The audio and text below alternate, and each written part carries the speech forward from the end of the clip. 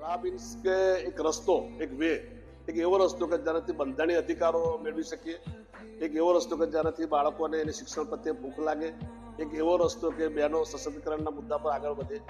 એ હેતુથી અમે એક સસ્ટેનેબલના મુદ્દા પર ખાસ કામ કરીએ છીએ. અમારી સાથે મોટે ભાગે બહેનો જોડાયેલી છે. મારું નામ પરસોત્તમભાઈ છે. આની શરૂઆત 2010માં થઈ. એની પહેલાં 2008માં અમે કામ ચાલુ કર્યું હતું.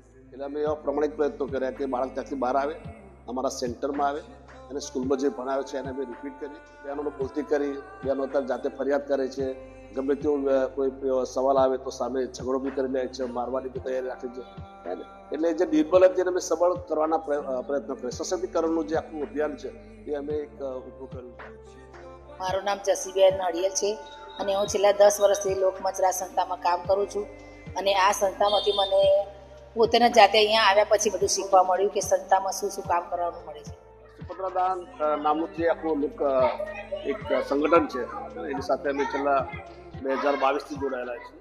બાળકોને એક્ટિવિટી કરવી હતી તો એમને અમને આર્થિક દાન બી આપ્યું હતું. એટલે એની સાથે રહેવાથી આર્થિક ફાયદો તો છે જ છે, સાથે સાથે જ્ઞાનની બી ઘણી બધી આપલે થતી હોય છે. અને એનાથી એમની જે ટીમ છે એ ટીમમાંથી ખાસ એવું મોટિવેશન બી એમને મળે છે અને એને શીખવા જાણવા બી મળતું હોય છે. એટલે અમારા માટે ફળદાયી છે. અને સુપત્રાદાન સાથે લગભગ 1000+ સંસ્થાઓ છેલ્લા 2022થી સુપત્રાદાન સાથે જોડાયેલો છું. અને જોડાથી ઘણા બધા ફાયદાઓ બી થયા છે મને. એને બહુ મોટું સંગઠન છે, ખાસું નેટવર્ક છે. હું આશા અપેક્ષા રાખું છું કે મહત્તમ લોકો આ સુપત્રાદાન સાથે જોડાય, જેથી કરીને એક સામૂહિક આપણને બળ મળે, સામૂહિક જ્ઞાનનું બળ મળે, નવું જાણવા શીખવા મળે.